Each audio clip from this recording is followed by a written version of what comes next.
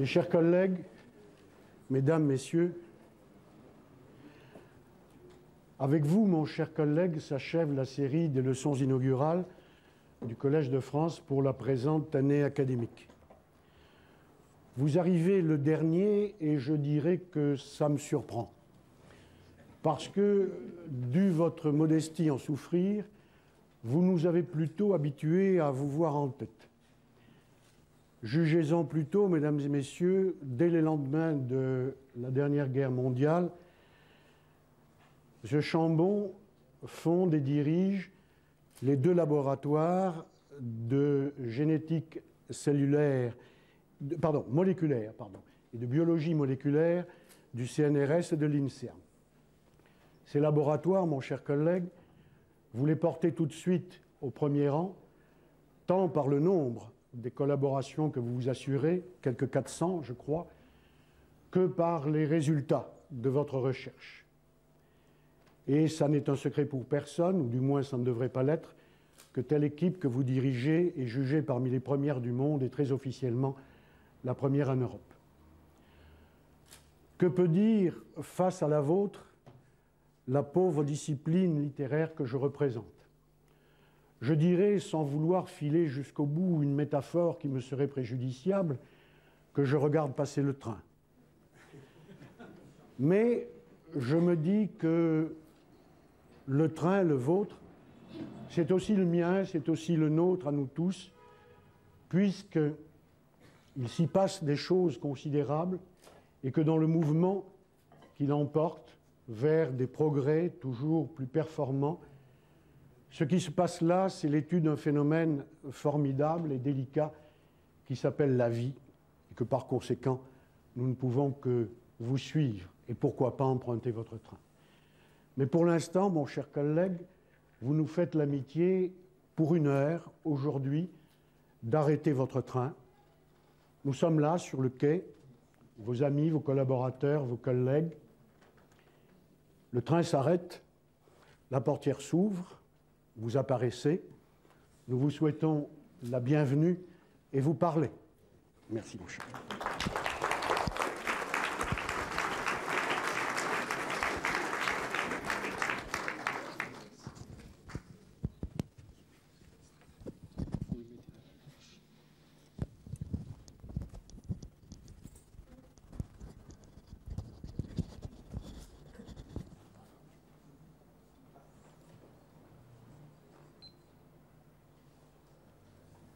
Monsieur l'administrateur, mes chers collègues, mesdames, messieurs, en 1965, 100 ans après que Gregor Mendel ait posé les fondements scientifiques de l'hérédité, le Collège de France crée une chaire de génétique cellulaire pour François Jacob, l'un des pères fondateurs de cette nouvelle discipline. 30 ans plus tard, la génétique moléculaire est présente à tous les niveaux du vivant, à la suite d'une extraordinaire évolution technologique dont l'importance est capitale pour la science du vivant et pour le futur de l'humanité. Mes chers collègues, je vous suis reconnaissant de m'accueillir parmi vous en ce lieu consacré à approfondir la connaissance et à enseigner. Je vous remercie d'avoir demandé la création d'une chaire et de m'avoir désigné pour l'occuper. Mes remerciements s'adressent tout particulièrement à ceux qui furent à l'origine de ce projet, notamment à François Morel, Jean-Pierre Changeux, Jacques Lovinski, Nicole Ledouarin et François Gros qui en fut le rapporteur. Mais je n'aurais sans doute jamais envisagé d'entrer dans cette maison si François Jacob ne m'y avait amicalement incité en me laissant entendre que mes recherches me désignaient pour y reprendre le flambeau de la génétique. Redoutable passage de témoin. Je remercie aussi monsieur l'administrateur André Miquel qui m'a accueilli avec bienveillance et mes collègues de l'Académie des sciences qui ont ratifié votre choix. La recherche n'est plus une aventure personnelle dans l'inconnu, mais celle d'une équipe. Je ne serai pas ici sans l'intelligence et l'acharnement de tous ceux, chercheurs, ingénieurs, techniciens, administratifs, qui ont participé à l'édification de notre laboratoire. Les occasions de leur exprimer publiquement ma gratitude et mon amitié sont rares. Qu'ils sachent que je les tiens en grande estime. Sans Brigitte, rien non plus n'eût été possible. Je suis heureux que nous partagions l'honneur que vous me faites. Enfin, rien évidemment n'aurait pu se faire sans le soutien de l'INSERM, du CNRS, de l'Université Louis Pasteur et des fondations privées. À tous, merci. Lorsque, jeune étudiant à la faculté de médecine de Strasbourg, je frappais à la porte de l'Institut de chimie biologique, je ne savais évidemment pas que je participerais à la plus grande aventure scientifique de la deuxième moitié du XXe siècle. Dans les années 1950, la biologie française souffrait d'une profonde dichotomie. Il y avait la recherche qui s'effectuait dans et autour de l'Institut Pasteur, où l'on avait compris l'intérêt des bactéries et de leurs virus pour élucider les structures et les interactions moléculaires responsables des propriétés communes à tous les êtres vivants. On connaît le prodigieux succès de cette école qui participa si brillamment à l'éclosion de la biologie moléculaire. L'élégance et la logique des travaux qui firent l'objet de la thèse de François Jacob en 1955 me fascinaient. Je voulais en réaliser de semblables sur les cellules animales, encouragé par ce qu'écrivaient à ce propos Elie Wollman et François Jacob il y a 35 ans en conclusion de leur ouvrage sur la sexualité des bactéries. À Strasbourg, la biologie moléculaire des bactéries n'existait pas. Ma première chance, il en fallut beaucoup pour être parmi vous ce soir. Le directeur de l'Institut de chimie biologique, Paul Mandel, était l'un de ceux qui, dès les années 45-48, pressentirent l'extraordinaire importance des acides nucléiques. Il m'encouragea à travailler à l'élucidation des mécanismes moléculaires qui sous-tendent le contrôle de l'expression des gènes dans les cellules à noyaux, dites cellules eucaryotes des animaux. Je suis heureux de pouvoir évoquer ici la mémoire de ce grand scientifique et bâtisseur que fut Paul Mandel. Grâce à lui, je pus entrer en recherche et sans lui, notre laboratoire n'aurait pas été créé. Pratiquement livré à moi-même en marge du grand courant de la biologie moléculaire, mes premières années de recherche furent difficiles, mais très formatrices. J'appris à tâtons. Mes erreurs m'obligèrent à préciser les questions auxquelles je voulais répondre, à évaluer si elles étaient suffisamment importantes pour mériter que je m'attache à les résoudre et à m'assurer que l'objet expérimental et les techniques utilisées étaient adéquats pour obtenir une réponse claire. Ma deuxième chance fut de découvrir un nouveau polymère, le polyadépéribo, ce qui me donna le courage d'aller voir Jacques Monod. Il s'intéressa à mon travail, m'encouragea à persévérer et me recommanda auprès d'Arthur Kornberg afin que je puisse séjourner pendant un an dans ce haut lieu de la biologie mondiale qu'était le département de biochimie de la Stanford Medical School. De ce séjour qui m'a pris beaucoup en matière d'organisation de la recherche, je revins avec la conviction qu'en science aussi, l'union fait la force et que les clés du succès d'un laboratoire de biologie moléculaire résident évidemment dans la qualité des cerveaux des chercheurs, mais tout autant dans leurs incessantes collaborations et la complémentarité des techniques qu'ils maîtrisent. De retour à Strasbourg en 1967, je savais quel laboratoire j'aimerais créer. Et ce fut ma troisième chance. Je n'héritais d'aucun laboratoire, ni d'aucune équipe. Tout était à faire. Ma quatrième chance fut ce qui, 10 ans plus tôt, était un handicap, avoir choisi les cellules animales comme matériel expérimental. Pour le comprendre, un retour en arrière s'impose. L'étude scientifique de l'hérédité remonte à un peu plus d'un siècle lorsque Mendel découvrit la nature discrète, discontinue des déterminants héréditaires et établit les lois fondamentales qui portent son nom. En 1869, Micher trouva dans le noyau des cellules animales une substance qu'il appela nucléine, contenant en fait le futur acide désoxyribonucléique, l'ADN, et défendit pour la bonne heure et ensuite une théorie chimique de l'hérédité. 70 ans devaient s'écouler pour qu'enfin hérédité et ADN se rejoignent. Au début du siècle, les travaux de Mendel étaient redécouverts, le terme génétique proposé par Bateson pour désigner la science de l'hérédité et celui de gène par Johannsen pour désigner les déterminants héréditaires discrets et cachés de Mendel. Il créait aussi les termes de phénotype pour désigner les caractères visibles, les formes, les fonctions, le comportement d'un organisme et de génotype qui correspondent à l'ensemble des gènes. Dès 1903, Sutton notait le remarquable parallélisme entre les comportements des déterminants héréditaires, imaginés par Mendel, et celui des chromosomes visibles au microscope. La génétique classique naissait en 1910 avec les travaux de Morgan qui, en exploitant le remarquable matériel expérimental constitué par la mouche du vinaigre, la drosophile, et ses nombreux mutants naturels, fondaient la théorie chromosomique de l'hérédité. Liés aux chromosomes, les gènes perdaient leur caractère immatériel et statistique tout en conservant leur comportement discret. Mais la nature chimique des gènes restait inconnue et comment les mutations conduisent à des modifications du phénotype restait à découvrir. Dès 1909, Garraud proposa que certaines erreurs innées du métabolisme humain étaient dues à l'absence d'enzymes spécifiques et une intuition géniale que les gènes gouvernent la synthèse des enzymes. Mais les relations un gène, une enzyme et un gène, un polypeptide ne furent définitivement établies que dans les années 1940 à la suite des travaux de Biddle et Tatum. La nature chimique des gènes, qui servait ainsi de modèle pour construire ces protéines, restait cependant inconnue. Pendant de nombreuses années, on pensa qu'on pourrait éventuellement les voir alignés côte à côte dans les chromosomes. Cet espoir resta déçu. Bien que Fulgen ait montré dès 1924 que l'ADN était exclusivement présent dans les chromosomes et possédait donc la localisation attendue pour le matériel héréditaire, il fallut attendre 20 ans pour que son rôle soit démontré. S'il ne retint pas plus l'attention, c'est parce que sa structure paraissait trop simple pour diriger la synthèse des très nombreuses protéines qui pouvaient être construites en enchaînant les éléments de base de ces protéines, c'est-à-dire les 20 acides aminés, dans des ordres, on dit aussi des séquences différentes pour chacune d'entre elles. C'est en utilisant la méthode de transformation de la bactérie pneumocoque qu'Avery MacLeod et McCarthy démontrèrent en 1943-1944 que l'ADN purifié avait les propriétés attendues des gènes, puisque son transfert s'accompagnait de l'apparition de caractères héréditaires. L'aveuglement des scientifiques est souvent surprenant. Leur remarquable découverte n'eut pas le retentissement qu'elle méritait. Entendez par là qu'ils n'ont pas eu le prix Nobel.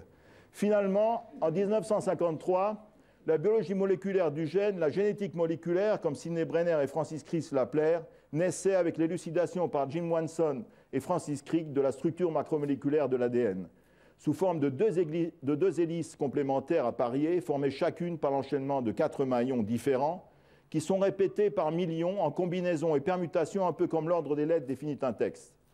Leur découverte révélait non seulement l'agencement structural fondamental des gènes, mais suggérait aussi comment les gènes sont reproduits à l'identique lors de la division cellulaire et comment ils fonctionnent, c'est-à-dire comment l'information génétique peut programmer la synthèse de protéines spécifiques. Vers la fin des années 60, il était clair que l'expression génétique dans un eucaryote, c'est dans une cellule dépourvue de noyau, telle que la fameuse bactérie Escherichia coli, est assurée par des mécanismes de transcription de l'acide désoxyribonucléique, l'ADN, en acide ribonucléique, l'ARN, et de traduction de ce dernier en protéines. Dans un premier temps, en utilisant comme matrice l'ADN d'un gène, c'est-à-dire un segment ininterrompu du génome contenant l'information nécessaire pour fabriquer une protéine, l'ARN polymérase, enzyme responsable de la transcription, synthétise directement un ARN dit messager, dont la taille est égale à celle du gène. La traduction en protéines s'effectue ensuite selon un code, le code génétique, de telle sorte que la séquence des acides aminés au sein de la protéine est déterminée linéairement par la séquence des codons dans la chaîne d'ARN messager. Chaque codon étant formé par 3 maillons contigus. Le génome d'une bactérie, par conséquent tel qu'Escherichia coli, qui contient environ 4 millions de maillons, pouvait coder, comme on l'a facilement calculé, pour environ 3000 protéines différentes, ce qui était en accord avec ce qu'on attendait. Simultanément à ces travaux, François Jacob, Jacques Monod et leurs collaborateurs découvraient comment l'activité des gènes peut être contrôlée par des signaux venus de l'extérieur et jetaient avec le concept de l'opéron les bases de la cybernétique génétique. La biologie et la génétique moléculaire avaient révélé, sous-jacente à l'extraordinaire diversité du vivant, une remarquable unité fondamentale de structure et de fonction. S'agissant du dogme central de la génétique moléculaire, c'est-à-dire que l'information passe de l'ADN à l'ARN et de l'ARN à la protéine, personne ne doutait de l'exactitude du célèbre aphorisme de Jacques Monod, ce qui est vrai pour Escherichia coli est vrai pour l'éléphant. Mais la simple vue d'un éléphant nous assurait que tout ce qui est vrai pour l'éléphant ne l'est pas nécessairement pour Escherichia coli. D'autres modalités d'organisation et de fonctionnement du matériel héréditaire étaient peut-être nécessaires pour l'émergence du vivant complexe, sa continuelle évolution et sa diversification. Des situations paradoxales nécessitaient des explications. On savait par exemple que le génome des mammifères est environ 1000 fois plus complexe que celui des Escherichia coli, donc en principe capable de coder plusieurs millions de protéines. Comment expliquer cet énorme excès d'ADN puisque le nombre réel de protéines différentes fabriquées par les mammifères ne dépasse vraisemblablement pas 150 000. Autre différence remarquable. Alors que l'ARN messager est produit par les cellules bactériennes en une seule étape, il paraissait provenir dans les noyaux des cellules eucaryotes, des cellules animales, par exemple, d'un ARN précurseur qui subissait des modifications. Vers la fin des années 60, de nombreux biologistes moléculaires conclurent un peu hâtivement sans doute que le modèle bactérien ne nous apprendrait plus grand-chose concernant la chimie de l'hérédité et qu'il était grand temps d'en revenir au vrai problème. L'étude de la biologie du développement et les neurosciences furent promis au rang de nouvelles frontières. Étudier l'organisation et le fonctionnement du matériel héréditaire des organismes supérieurs devenait une impérieuse nécessité. Malheureusement, l'extrême complexité des génomes animaux rendait impossible d'identifier et d'isoler des gènes spécifiques et donc d'en étudier au niveau moléculaire les particularités structurales et fonctionnelles. Au début des années 1970, le butoir paraissait infranchissable. Mais soudain, échappant aux prévisions de l'ensemble des biologistes moléculaires, mais aussi, et c'est plus instructif, des planificateurs de la recherche fondamentale ou finalisée, une nouvelle génétique allait naître d'une fantastique percée technologique. Il s'agit évidemment de ce qui fut appelé la révolution génétique. en ouvrant la voie à l'isolement d'un gène quelconque, provenant de n'importe quel organisme, à son éventuelle modification par mutagénèse in vitro, puis à sa réintégration dans le génome initial ou dans un génome adoptif, cette révolution technologique était lourde de conséquences à tous égards. En passant, remarquons que les techniques initiales du génie génétique étaient fondées sur quelques opérations majeures, à l'aide d'outils qui furent tous forgés, sans le faire exprès, sans exception, par les biologistes moléculaires des bactéries. Ainsi sont nées, en 72-73, les premières molécules d'ADN recombinant chimériques. Depuis, d'autres développements méthodologiques sont venus enrichir la boîte à outils du génie génétique. La plupart sont également issus de recherches fondamentales non concertées dans des domaines très différents, en l'absence de tout programme de recherche inter- ou multidisciplinaire. On ne soulignera jamais assez le rôle de l'imprévisible dans la recherche scientifique et par conséquent, on n'affirmera jamais assez fort qu'en science, l'excellence est le seul critère d'évaluation.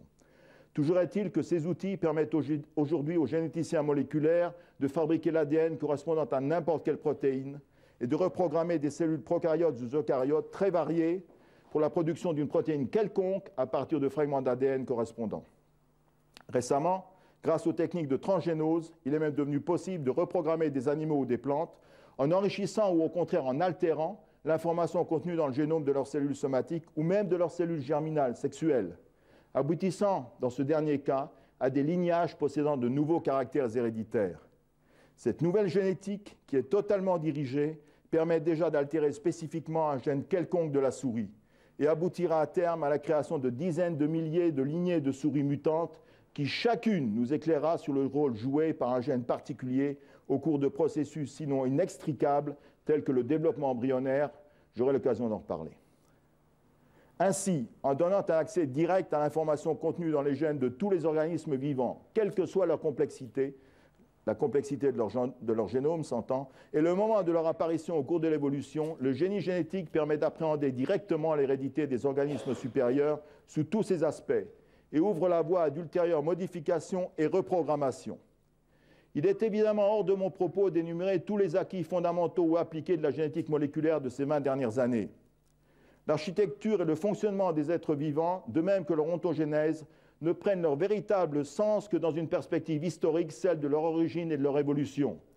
Aussi ai-je choisi, parmi toutes les découvertes qui sont issues du génie génétique, de vous en relater quelques-unes qui m'ont paru très significatives à cet égard, parce qu'elles illustrent les mécanismes moléculaires qui sous-tendent l'apparition du vivant complexe, et en particulier des animaux, et permettent in fine de répondre à la lancinante question « D'où venons-nous » Comme on pouvait s'y attendre, l'étude des gènes des organismes supérieurs n'a pas fondamentalement remis en question le dogme central de la génétique moléculaire. La première grande découverte fut néanmoins une totale surprise. L'anatomie des gènes animaux était différente de celle des bactéries telles qu'Escherichia coli. Les gènes des cellules animales présentent souvent une structure en mosaïque, comme Richard Breitnack, Jean-Louis Mandel et moi-même l'avons montré en 1977 pour le gène de l'ovalbumine. Nos travaux initiaux, puis ceux réalisés en collaboration avec l'équipe de Philippe Kurilski, montrèrent que la structure du gène ovalbumine est morcelée, les segments codants pour les acides aminés étant séparés par des régions non codantes.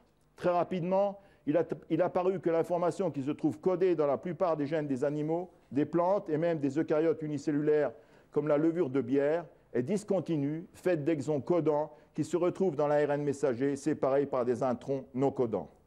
Ainsi, contrairement à l'ARN messager bactérien, dont la longueur est égale à celle du gène, l'ARN messager des organismes supérieurs est plus court que le gène. En fait, il est fabriqué en deux étapes. La première de synthèse d'un transcrit primaire d'ARN de longueur égale à celle du gène, la deuxième de raccourcissement de cet ARN par excision des parties correspondantes aux introns et épissage concomitant de celles correspondantes aux exons pour finalement reconstituer un ARN messager discontinu semblable à cet égard à celui des bactéries. Si la découverte des gènes en mosaïque rendait compte au moins en partie du paradoxe de complexité des génomes d'organismes supérieurs tels que ceux des mammifères, elle n'expliquait évidemment pas la raison de la présence des introns dans ces gènes et leur absence chez les bactéries. Il est aujourd'hui admis que les introns étaient présents dès le début de l'évolution biologique et qu'ils furent ensuite éliminés dans certaines bactéries appelées eubactéries telles qu'Escherichia coli. Cette hypothèse est étayée par la découverte récente de gènes en mosaïque dans d'autres bactéries, les archébactéries. J'aurai également l'occasion d'y revenir. Il a été proposé que les tout premiers gènes à ADN avaient la taille des exons et codaient pour des motifs protéiques primitifs aux fonctions simples. Selon Wally Gilbert, la combinaison ultérieure de tels modules codants exoniques serait à l'origine des gènes en mosaïque. Cette hypothèse est devenue très séduisante depuis que Tomczek a constaté que certains ARN transcrits de gènes en mosaïque possèdent dans leurs introns une activité de type enzymatique qui leur permet, entre autres choses, de procéder à leur propre épissage. La mise en évidence de ces ribozymes, comme il les a nommés, éclaire sous un jour nouveau le problème des origines de la vie. Ici également, j'y reviendrai. Quoi qu'il en soit, dès qu'une machinerie enzymatique catalysant efficacement l'épissage fut en place, tout était prêt pour que la production de nouveaux gènes soit accélérée, en faisant du neuf avec du vieux, en liant ensemble des morceaux d'ADN, bref, en bricolant, selon la formule imagée de François Jacob. Mais l'on aurait certainement tort en ne voyant dans les introns que des agents d'accélération des processus de combinaison et de permutation des exons pour créer de nouveaux gènes. L'intérêt physiologique principal de la structure des gènes en mosaïque réside dans ce qu'on appelle l'épissage alternatif, c'est-à-dire la possibilité d'associer de différentes façons les transcrits des exons pour produire plusieurs ARN messagers codant pour des protéines possédant des propriétés au moins partiellement différentes. Cet épissage alternatif pouvant être différent dans différents tissus, on voit bien comment le contenu informatif d'un gène en mosaïque peut être plus important que celui du gène bactérien classique.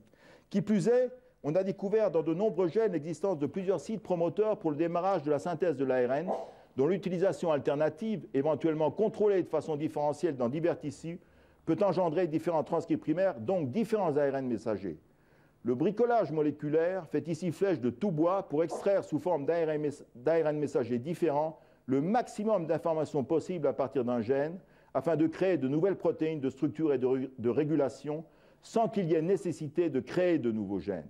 Ainsi, l'un des premiers effets du génie génétique fut de faire exploser le gène bactérien qui code sans interruption pour une seule protéine. En réalité, on peut presque dire aujourd'hui qu'un gène est tout ce que des biologistes compétents choisissent d'appeler par ce nom. Les travaux pasteuriens qui avaient abouti au concept de l'opéron avaient montré que la régulation de l'expression des gènes des prokaryotes s'exerce principalement au niveau du démarrage de la transcription grâce à des unités de régulation composées d'une part de protéines régulatrices capables de répondre à des signaux ambiants du milieu et d'autre part de leurs cibles, sites spécifiques de liaison sur l'ADN. Ainsi pouvait-on distinguer en amont de la région codante du gène le site promoteur, séquence d'ADN où l'ARN polymérase démarre la transcription, et le site régulateur liant la protéine régulatrice qui contrôle l'activité de l'ARN polymérase. Dès 1961, François Jacob et Jacques Monod avaient proposé des modèles cybernétiques inspirés du concept de l'opéron, décrivant comment la régulation de la transcription chez les organismes supérieurs complexes pouvait être assurée par des réseaux de boucles régulatrices intégrées en cascade hiérarchisée. Les protéines de régulation impliquées dans le contrôle de l'expression génétique chez les organismes supérieurs étaient-elles dès lors semblables à celles révélées par l'analyse des opérons bactériens? À nouveau, c'est l'utilisation du génie génétique qui a permis d'aborder le problème extraordinairement complexe posé par le contrôle coordonné dans le temps et dans l'espace de la transcription d'un grand nombre de gènes dans un grand nombre de cellules accomplissant des tâches particulières, alors même que toutes contiennent la même information génétique. Le problème se présente dans toute son acuité au cours du développement embryonnaire, lorsque des millions de cellules possédant des fonctions diverses dérivent toutes d'une seule cellule. Certainement, l'expression de chaque gène ne pouvait être contrôlée par une protéine régulatrice particulière qui lui serait spécifique, car alors le contrôle de l'expression du gène codant pour cette protéine régulatrice nécessiterait une autre protéine régulatrice dont l'expression à son tour, etc., etc. Clairement, une voie sans issue, le nombre de protéines régulatrices ne pouvant être illimité. La solution qui fut élaborée au cours de l'évolution consista à créer un répertoire très diversifié de systèmes régulateurs, en combinant différemment un nombre limité de protéines régulatrices qui, prises isolément, n'ont qu'une faible activité. Ceci supposait nécessairement que les sites régulateurs présents dans l'ADN et auxquels s'associent les protéines régulatrices soient plus complexes que ceux des bactéries.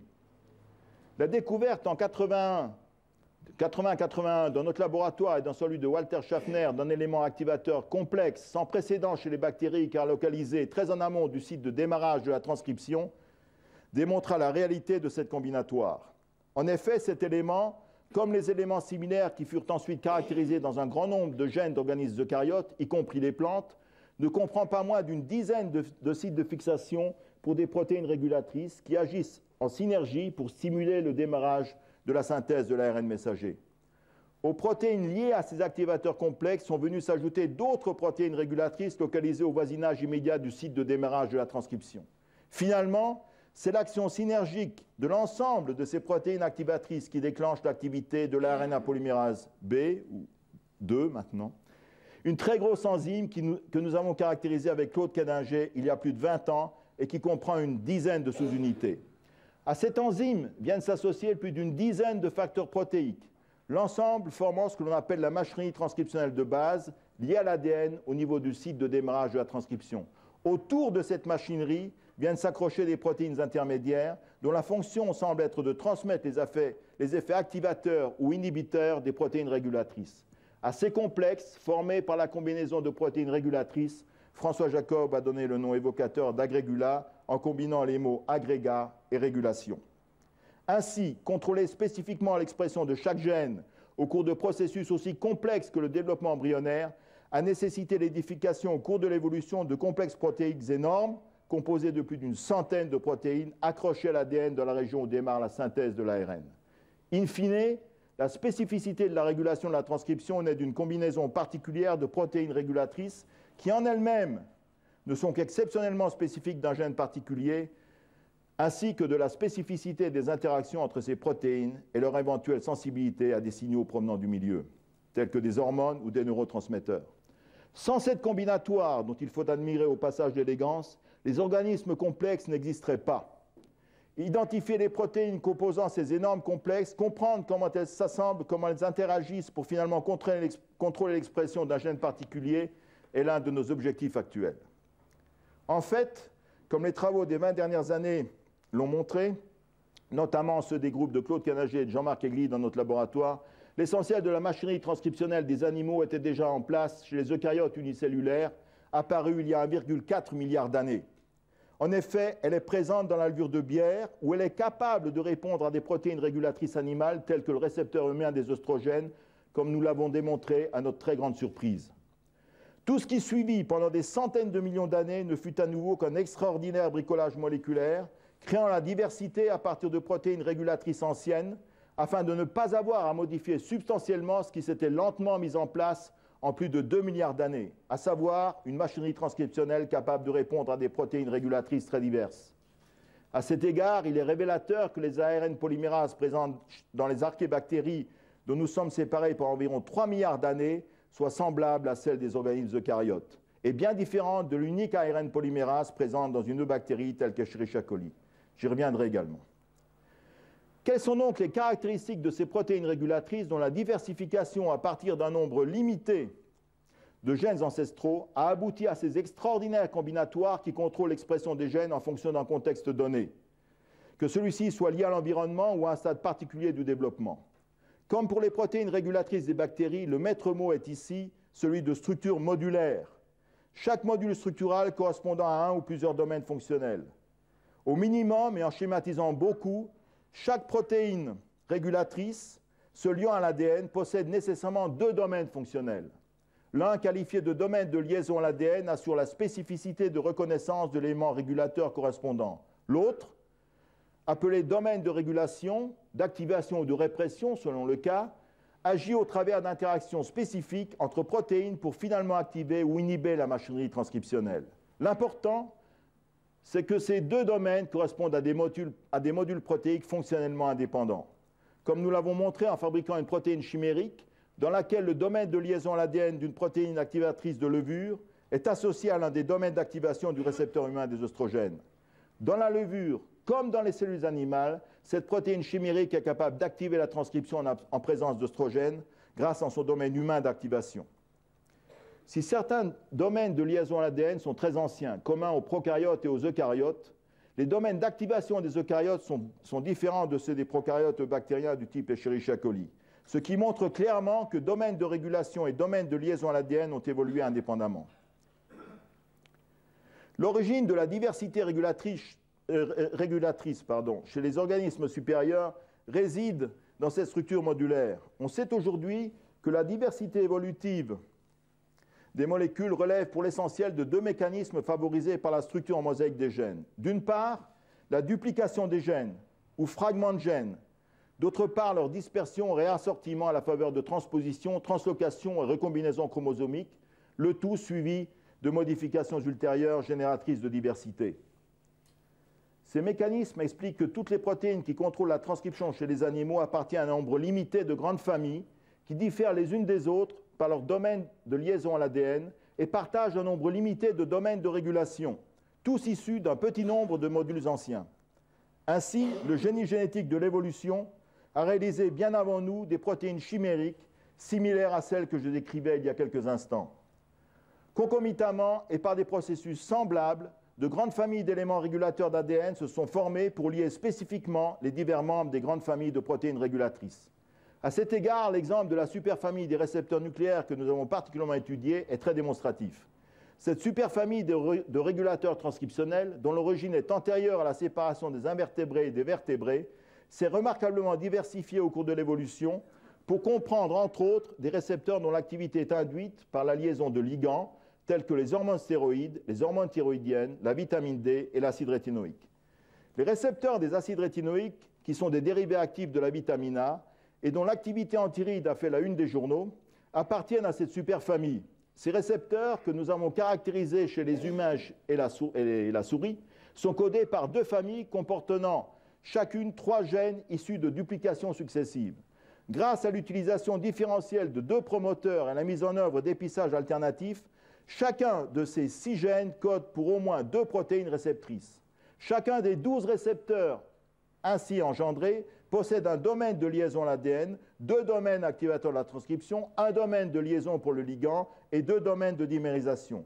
Comme ces multiples récepteurs activent la transcription sous forme d'hétérodimères, ce ne sont pas moins de 50 complexes régulateurs différents qui peuvent se former. Qui plus est, ces hétérodimères reconnaissent une famille polymorphe de sites régulateurs. In fine, il y a bien là la combinatoire nécessaire pour contrôler différentiellement plusieurs centaines de gènes en transduisant des signaux chimiques simples, ceux contenus dans l'acide rétinoïque. La diversité des effets de ces signaux au cours du développement embryonnaire et dans l'homéostase s'explique sans aucun doute par cette combinatoire de multiples récepteurs et de multiples éléments de régulation qui se sont progressivement forgés par duplication, réassortiment et modification mineure au cours de l'évolution à partir d'une seule protéine régulatrice ancêtre de tous les membres de la superfamille des récepteurs nucléaires. Une fois encore, on ne peut qu'admirer cet extraordinaire bricolage. Il est certain toutefois qu'une fois établies, ces combinatoires régulatrices sophistiquées peuvent être source de contraintes qui, in fine, limitent les possibilités évolutives des organismes complexes.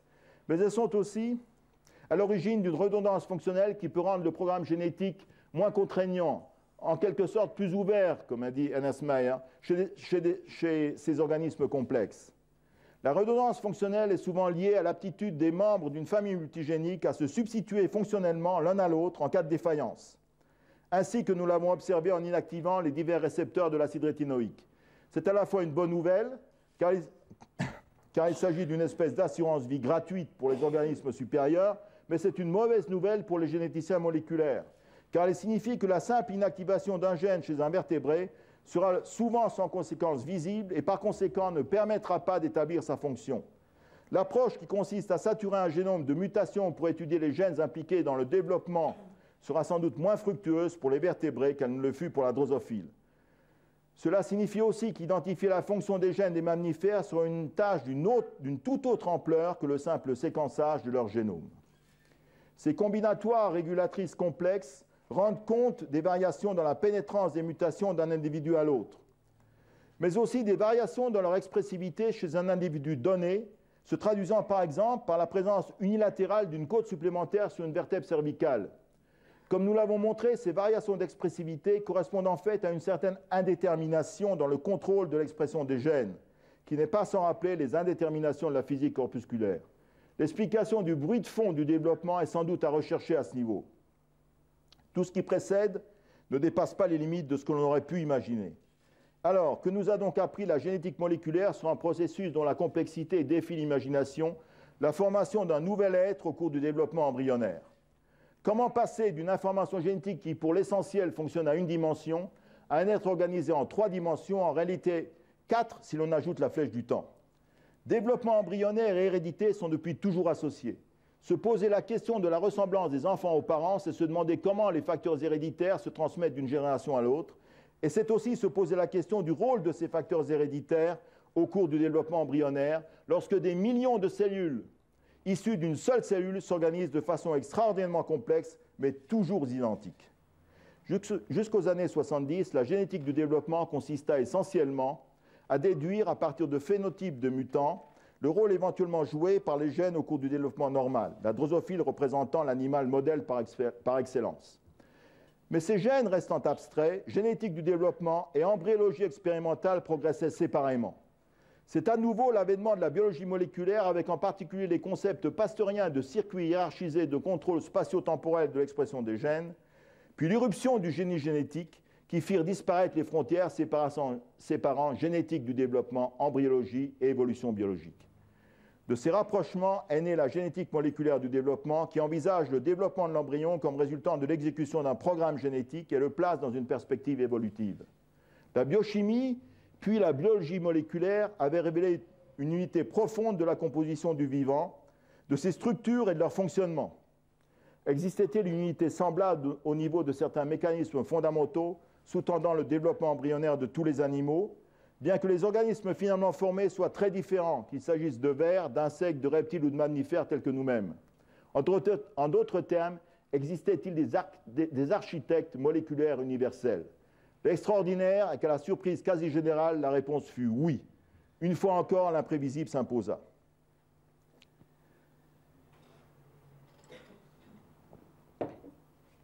Tout commença avec les embryologistes, notamment Ed Lewis, qui s'intéressait à des défauts bizarres de certaines drosophiles mutées dans un petit nombre de gènes, les gènes homéotiques. Ces drosophiles présentaient en effet des transformations d'une structure en une autre, qualifiées d'homéotiques, aboutissant par exemple au remplacement d'un segment thoracique par un autre segment thoracique, créant ainsi une drosophile monstrueuse possédant 2 paires d'ailes à la place d'une seule, ou plus spectaculairement encore, au remplacement des antennes de la tête par des pattes. Ces gènes homéotiques que les groupes de Walter Gehring et Matthew Scott isolèrent par clonage moléculaire ont été engendrés au cours de l'évolution par duplications successives et divergences ultérieures et sont réunis dans les chromosomes dans un complexe comportant 9 gènes homéotiques, le complexe HOM, ça s'appelle HOM.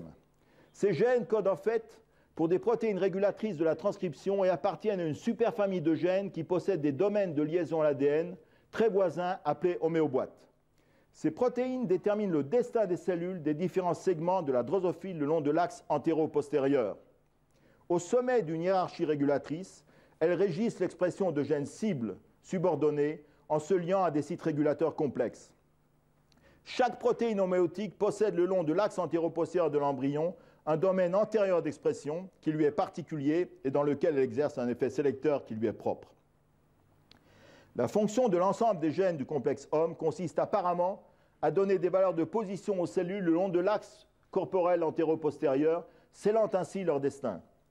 Ce qui est tout à fait remarquable, c'est qu'il y a collinarité entre la succession des segments corporels le long de l'axe antéro-postérieur de l'animal et la succession des gènes homéotiques dans le complexe HOM au niveau des chromosomes, et également la succession de leur frontière antérieure d'expression. En schématisant, le gène homéotique qui agit au niveau de la tête et dont la frontière antérieure d'expression est la plus antérieure, la plus rostrale, comme on dit, est situé dans le chromosome à l'extrémité gauche du complexe HOM, tandis que celui qui agit au niveau du complexe abdominal le plus postérieur et dont la frontière d'expression antérieure la plus caudale est située à l'extrémité droite du complexe. La transformation homéotique d'un segment en un autre peut résulter soit de l'absence de l'homoprotéine responsable de la spécification des cellules dans le domaine d'activité qui lui est propre, soit de l'expression anormale, on dit ectopique, dans ce domaine d'une autre homoprotéine qui normalement régit le destin des cellules dans un domaine différent. Ainsi, une patte peut-elle remplacer une antenne. Chez les mammifères, humains ou souris, et plus généralement chez les vertébrés actuels qui sont séparés de la drosophile par environ 600 millions d'années, les mêmes gènes à homéoboîte, c'est très chaud, ont été retrouvés étonnamment conservés et regroupés dans 4 complexes homologues du complexe HOM. Ces complexes, dénommés OX, A, B, C et D, sont issus de duplications successives et sont présents sur des chromosomes différents. Fait remarquable, Les quelques 10 gènes OX qui composent chacun de ces complexes sont très semblables à ceux de la drosophile, non seulement par leur structure, mais aussi par l'ordre dans lequel ils se succèdent dans chaque chromosome. Mais l'étonnement fut encore plus grand quand on découvrit que, comme chez la drosophile, l'absence ou l'expression ectopique d'une protéine OX donnée peut provoquer chez la souris une transformation homéotique. Par exemple, la transformation d'une vertèbre lombaire en une vertèbre dorsale, comme l'a montré l'équipe de Philippe Brûlé à l'Institut Pasteur, ou la transformation des os occipitaux qui constituent ce que l'on appelle le néocrâne en 4 nouvelles vertèbres précédant les vertèbres cervicales, comme nous l'avons nous-mêmes observé à Strasbourg. Cette dernière transformation est intéressante à plus d'un titre. D'abord, elle confirme au moins partiellement l'intuition de Goethe, qui avait proposé que les os du crâne dérivent de vertèbres ancestrales. Ensuite, et surtout, cette transformation est massive et correspond en fait à un retour en arrière dans l'évolution d'environ 450 millions d'années. À un stade où les vertébrés primitifs sans mâchoire, diagnates, semblables à l'actuel lamproie, possédaient 4 vertèbres occipitales à la place du néocrâne qui n'existait pas encore. Mais l'homologie entre gènes homéotiques de la drosophile et des mammifères ne s'arrête pas là. D'une part, et c'est proprement extraordinaire, certaines homéoprotéines peuvent être remplacées dans leur fonction chez la drosophile par les homéoprotéines homologues de la souris. D'autre part, comme chez la drosophile, il y a collinéarité entre la position d'un gène OX au sein de son complexe, la frontière antérieure de son expression chez l'embryon et le territoire le long de l'axe antéro-postérieur, on dit aussi céphalocaudal, où il exerce son effet sélecteur, qui à nouveau, comme chez la drosophile, correspond à une région particulière de son domaine antérieur d'expression. En d'autres termes et en schématisant, ce sont les mêmes gènes qui spécifient de l'avant vers l'arrière les différentes régions de l'axe antéro-postérieur de la drosophile et des humains.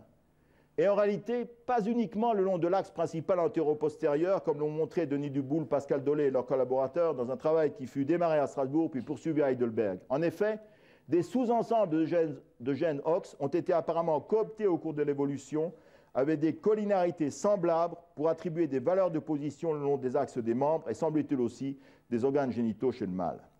Ainsi, peut-on imaginer les gènes OX comme des étiquettes moléculaires, donnant une adresse aux cellules dans un endroit donné. En changeant l'étiquette, on change l'adresse des cellules qui se comportent dès lors comme si elles étaient localisées dans un autre endroit. En fait, c'est ce que nous avons récemment démontré avec Filippo Rigli et Emmanuel Marc à Strasbourg. Les beaux travaux de Nicole Le Douarin avaient clairement montré que certains éléments squelettiques de la tête et du cou des vertébrés supérieurs trouvent leur origine embryonnaire dans les cellules de la crête mésoctadermique qui peuplent les arcs branchiaux qui, chez le poisson, sont à l'origine des branchies. Ainsi, 2 des osselets de l'oreille moyenne, le marteau et l'enclume, ainsi que d'autres os du crâne proviennent des premiers arcs branchiaux, tandis que le 3e osselet de l'oreille moyenne, l'étrier et d'autres os dérivent des 2e arcs branchiaux. Ce que nous avons observé, c'est que la mutation ciblée d'un gène OX, qui est exprimée dans les 2e, mais pas dans les premiers arcs branchiaux, donc sa destruction, entraîne chez la souris la disparition des éléments squelettiques provenant des 2e arcs, en particulier de l'étrier, et l'apparition concomitante d'os supplémentaires correspondant aux premiers arcs branchiaux, avec notamment une 2e paire de marteaux et d'enclumes. En l'absence de l'étiquette correspondant au gène OX muté, les cellules peuplant les 2e arcs branchiaux se comportent donc comme si elles étaient localisées dans les premiers arcs. Leur valeur de position a été changée et la conséquence en est l'apparition d'une transformation méiotique. Ainsi, la génétique moléculaire nous donne pour la première fois accès aux mécanismes qui sous-tendent la mise en place du plan corporel lors du développement embryonnaire. En fait, il semble bien que la présence d'au moins un complexe de gènes homéotiques soit une caractéristique commune à tous les animaux. Un complexe de type OX existait probablement déjà chez les animaux multicellulaires les plus primitifs qui sont apparus dans le précambrien il y a 700 à 600 millions d'années, comme l'indique la présence de plusieurs gènes de type HOM-OX chez un sel enterré, l'hydre, à laquelle il semble conférer une information de position long de l'axe qui va de la tête aux pieds. De l'hydre, s'entend.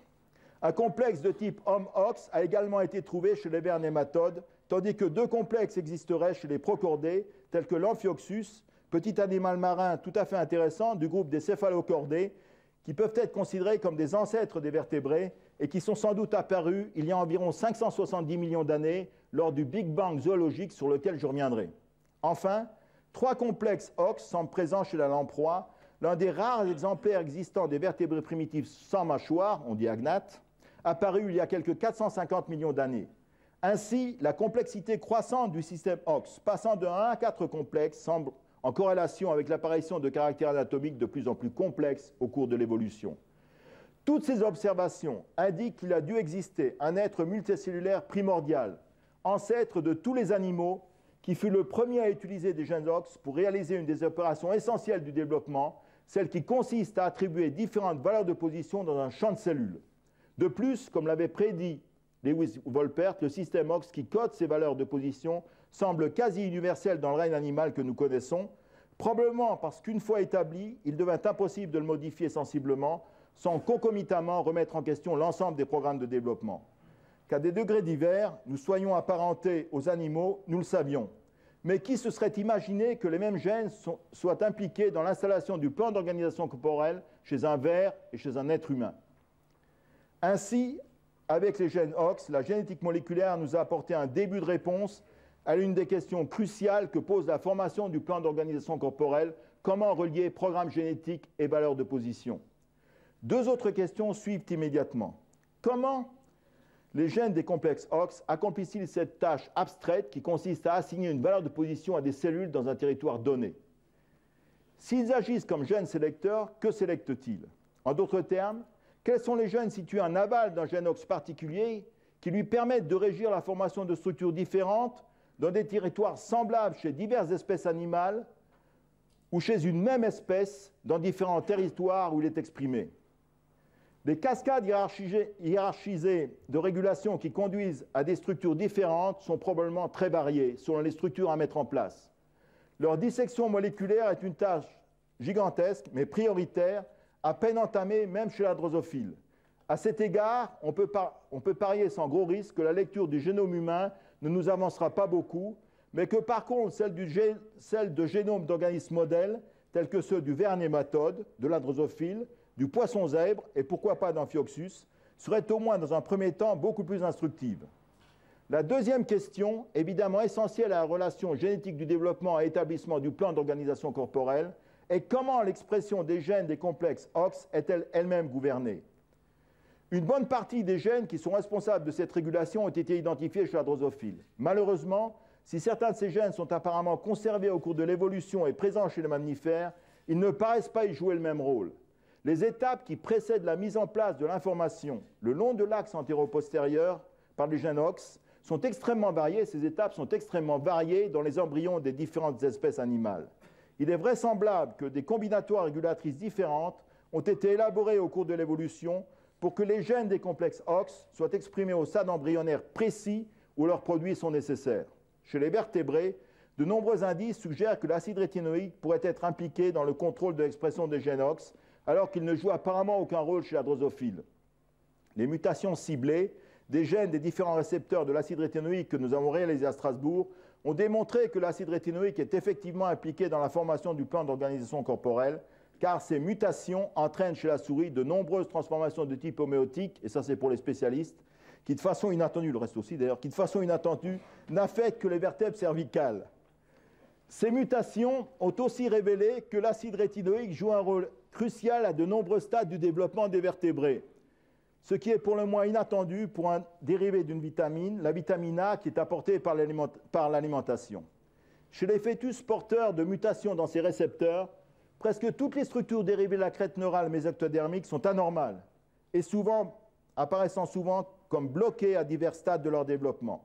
Certains de ces blocages sont particulièrement intéressants parce qu'ils font réapparaître des structures anciennes, atavistiques, par exemple au niveau de l'oreille moyenne, où l'enclume dérivé du premier arc branchial est encore liée à l'osalis phénoïde, comme elle le fut lors de son apparition chez les thérapsides, nos ancêtres à la charnière entre les mammifères et les reptiles, chez ces derniers ne possédant pas encore d'enclume dans leur oreille moyenne.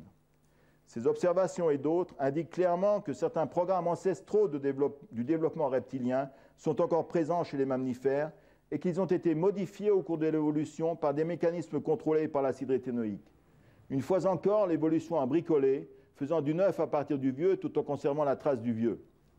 Lorsque la génétique moléculaire nous aura tout appris des souris et des reptiles, peut-être sera-t-il possible de bricoler une souris pour en faire une sorte de reptile et en peupler Jurassic Park. Plus sérieusement, il est remarquable que la crête neurale soit apparue avec les vertébrés et que jusqu'à présent, les récepteurs de l'acide rétinoïque n'ont été trouvés que chez ces derniers. nos futures recherches nous diront si la combinatoire des récepteurs de l'acide rétinoïque a été forgée au cours de l'évolution pour diriger la formation de nouvelles structures qui sont propres aux vertébrés et dérivent de la crête neurale, celles que Nicole Ledourin et ses collaborateurs ont élégamment identifiées.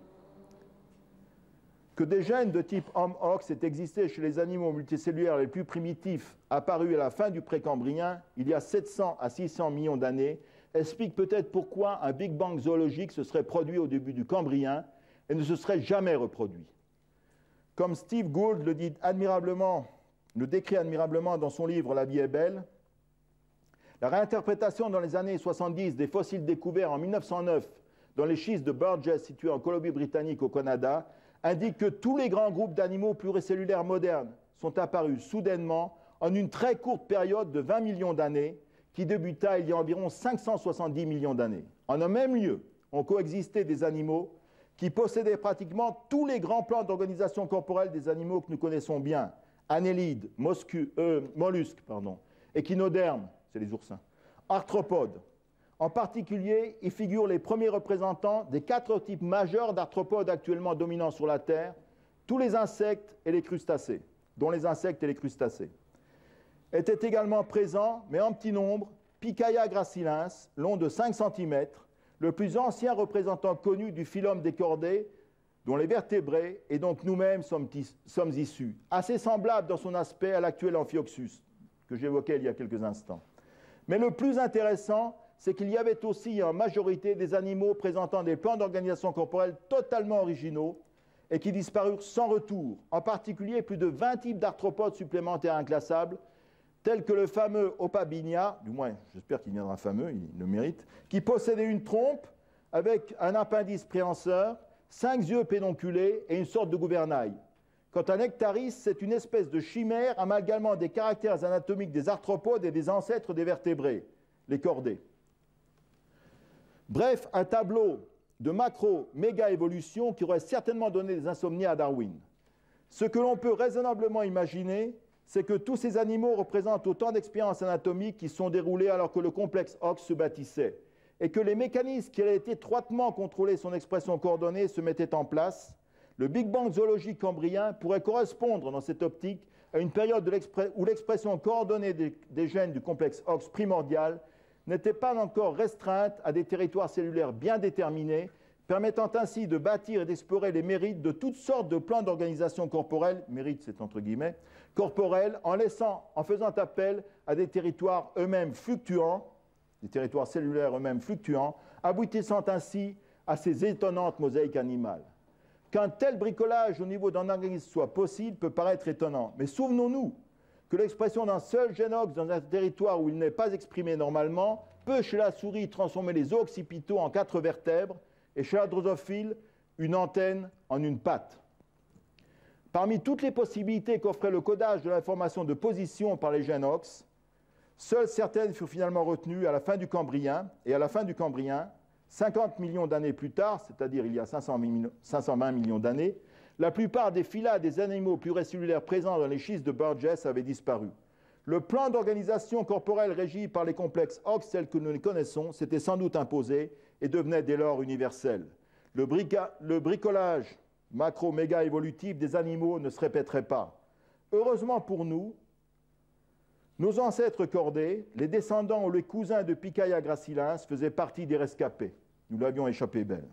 Ainsi, la génétique moléculaire issue du génétique a considérablement contribué à modifier nos idées concernant l'origine et l'évolution des animaux au cours des 600 millions dernières années, en permettant de déterminer avec une extrême précision la structure des gènes et les modalités de leur apparition et de leur transformation au cours de cette période.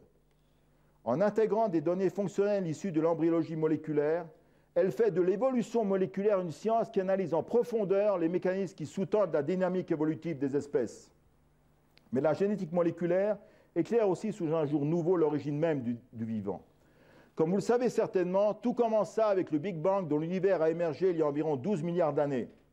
Après 8 milliards d'années d'évolution cosmique, et au hasard de l'explosion d'une supernova voisine, le Soleil, et avec lui le système solaire, se différencia à partir de poussières interstellaires qui s'étaient formées entre-temps.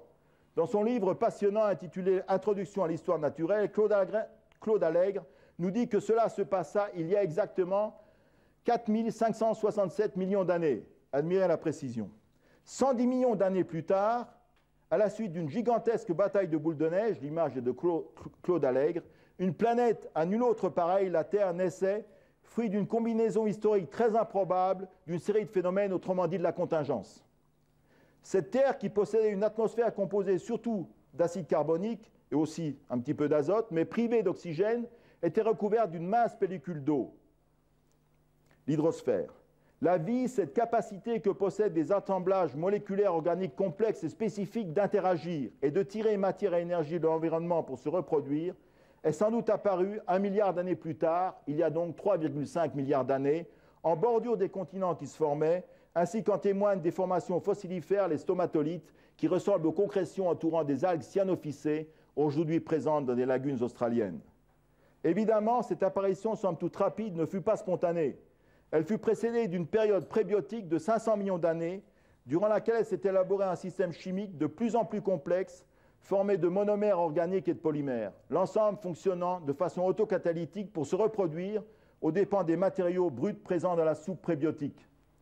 Les acides nucléiques, ARN et ADN, sont de très bons candidats pour de tels polymères, car contrairement aux protéines, ils possèdent la propriété de pouvoir guider la formation de copies identiques à eux-mêmes, donc de se reproduire.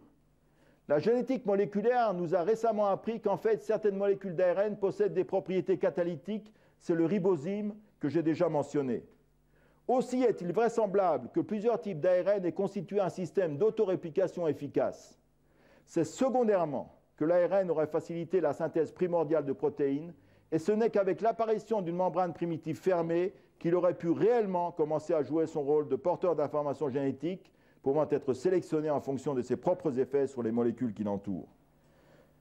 Ce n'est qu'ultérieurement aussi que le code génétique serait apparu, que les protéines seraient devenues les catalyseurs principaux et que finalement l'ADN aurait pris l'essentiel de la fonction génétique, tandis que l'ARN serait resté comme intermédiaire connectant l'ADN et les protéines, le génotype, au phénotype. Ce que les acquisitions les plus récentes de la génétique moléculaire nous indiquent aussi, c'est que la division entre prokaryotes et eucaryotes ne correspond pas aux grands embranchements de l'ordre phylogénétique. Il existe en fait deux groupes de prokaryotes avec schématiquement d'une part les eubactéries et les cyanobactéries, je demanderai aux spécialistes de m'excuser parce que c'est très schématique, et d'autre part les archébactéries. Ces deux groupes sont issus d'une probactérie originelle et se sont séparés très tôt au cours de l'évolution. Parmi les eubactéries, on trouve le fameux Escherichia coli tant étudié par les biologistes moléculaires.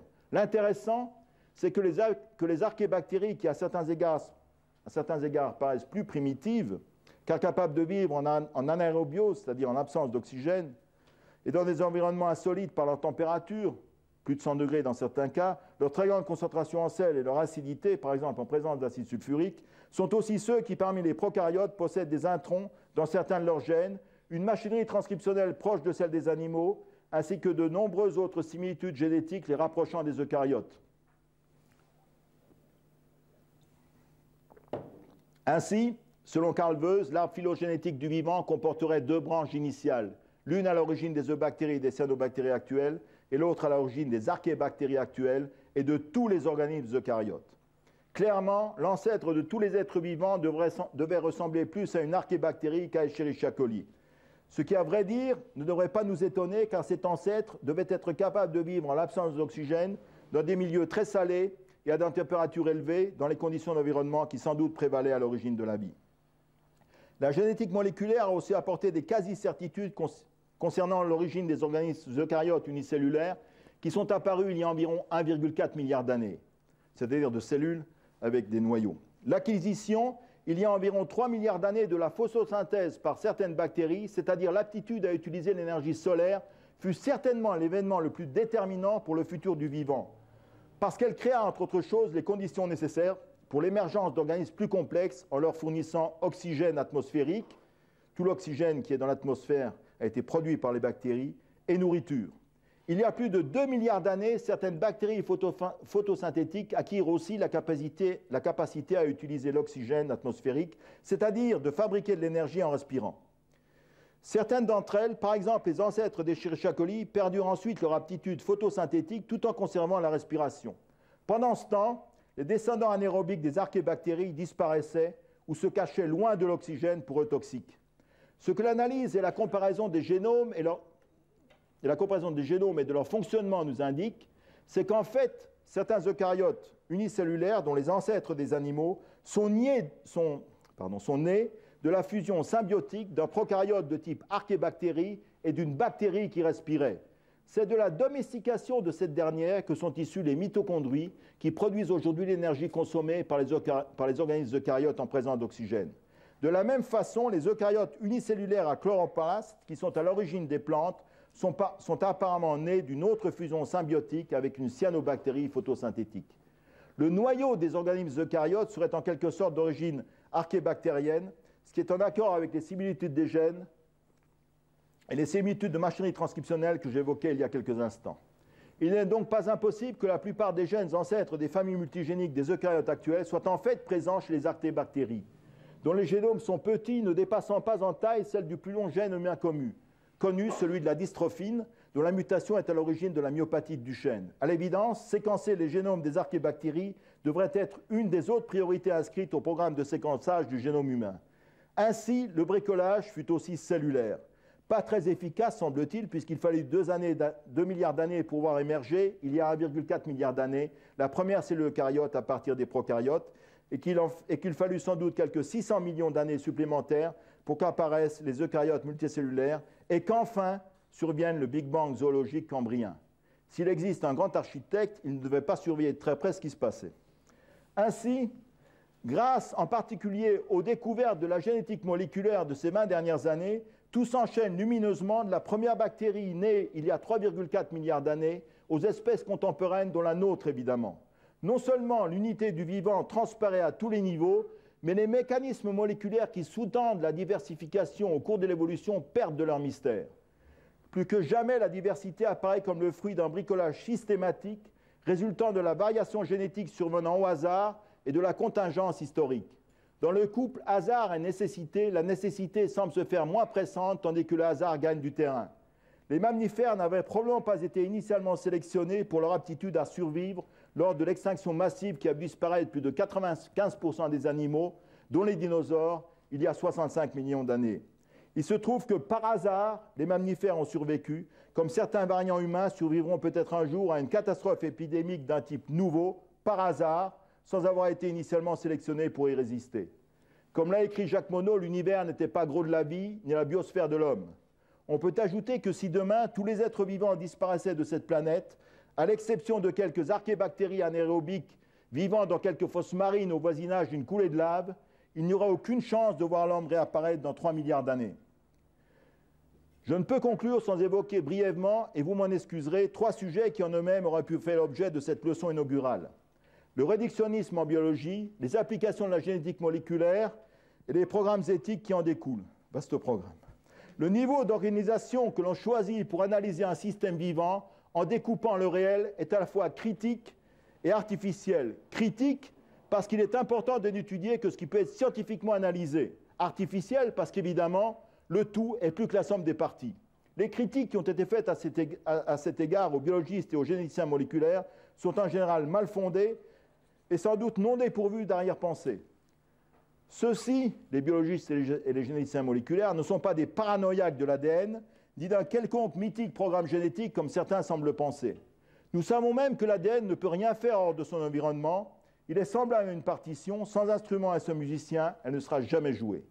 Si les approches moléculaires et génétiques ont été privilégiées pendant 40 ans, c'est parce que sans aucun doute, elles se sont avérées les plus efficaces pour résoudre un certain nombre de mécanismes, les problèmes posés par un certain nombre de mécanismes fondamentaux communs à tous les êtres vivants. Les résultats prouvent, au-delà de toute espérance, que la voie choisie était la bonne. D'autant que, contrairement à ce que beaucoup avaient prédit, l'approche moléculaire paraît gravir avec succès l'escalier de la complexité, ainsi que les récentes découvertes de la génétique moléculaire du développement le démontrent. Il y aura sûrement des esprits grincheux pour dire très bien. Mais les mécanismes épigénétiques restent obscurs, vos approches moléculaires ne permettront jamais d'expliquer pourquoi les doigts de la main ont telle forme plutôt que telle autre, et de toute façon, vous casserez le nez sur le cerveau.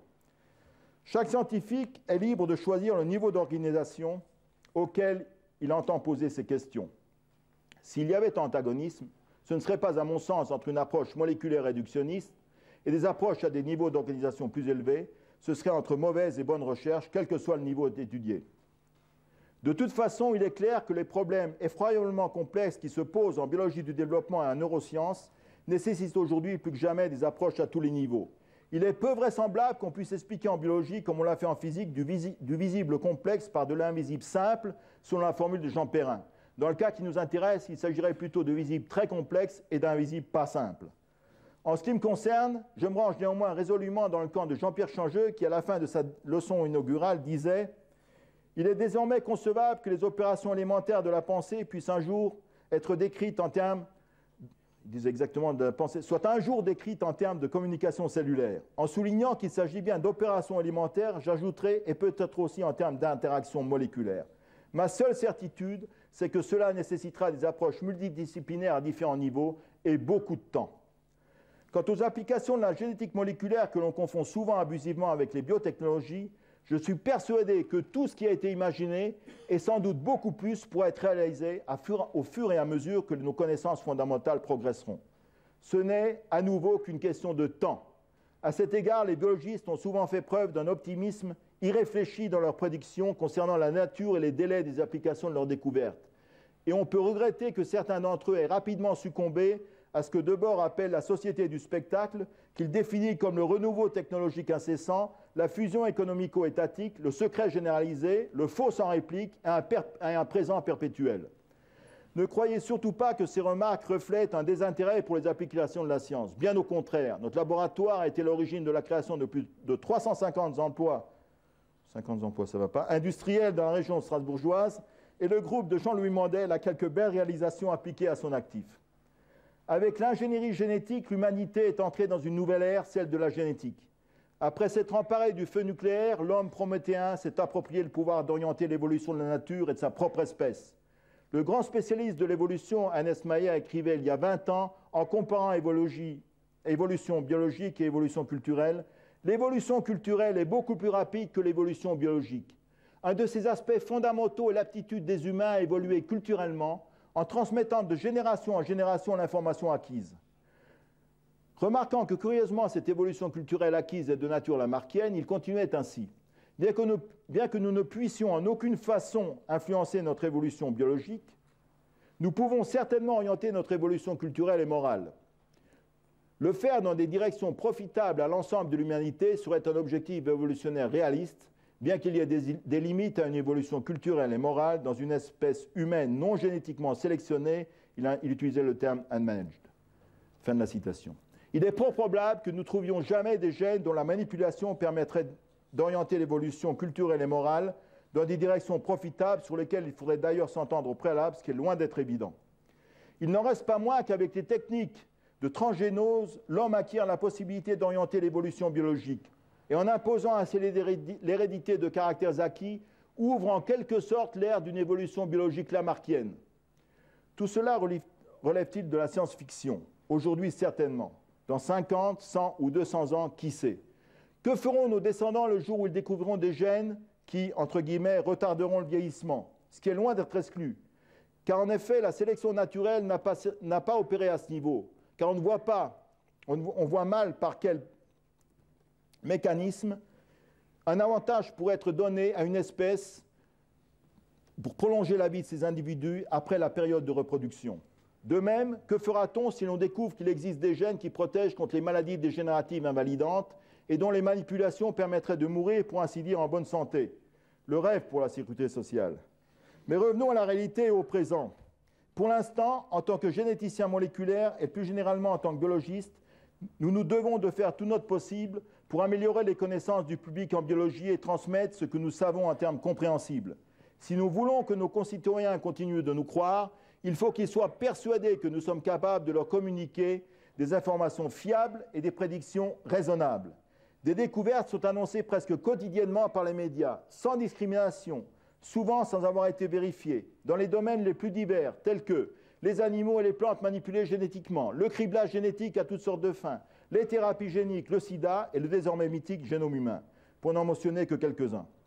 Il est indispensable que le grand public, et évidemment les décideurs, aient une bonne connaissance de la biologie, car un public qui l'ignorerait ne serait ni préparé ni qualifié pour participer au débat politique qui doivent nécessairement présider à la meilleure exploitation possible des découvertes, tout en tenant compte d'une foule de critères sociaux, économiques et éthiques pour lesquels les scientifiques ne sont ni plus ni moins compétents que n'importe quel citoyen.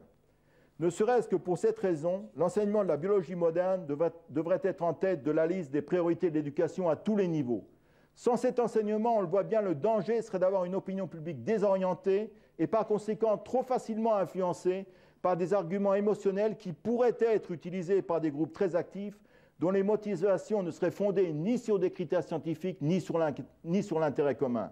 À cet égard, on ne peut que féliciter le législateur d'avoir très sagement interdit toute intervention sur le génome humain. Dans ce domaine, un moratoire mondial d'une 50aine d'années me paraîtrait une très sage décision. L'Éternel Dieu forma l'homme de la poussière de la terre, il souffla dans ses narines un souffle de vie, et l'homme devint un être vivant. C'est ainsi que la naissance de l'homme est décrite dans la Genèse, du moins dans l'une des traductions. Pour la poussière, c'était bien vu, mais la suite me paraît beaucoup moins extraordinaire que la réalité telle que nous la connaissons grâce à la science. Accroché à l'un des rameaux de la couronne de l'arbre phylogénétique, fruit plus qu'improbable d'une loterie cosmique, l'homme qui est le seul être vivant à pouvoir se représenter lui-même comme un autre, est aussi le seul à connaître ses racines. Il me semble que cela lui impose des devoirs particuliers. Presque paradoxalement, s'il fallait trouver dans l'histoire du vivant, telle que la biologie des 50 dernières années nous la révèle, une source de valeur éthique, celle-ci devrait sans doute prendre en compte le respect de l'univers biologique auquel nous sommes si profondément ancrés. Une raison supplémentaire pour inciter l'homme génétique à se donner le temps de la réflexion. Je vous remercie.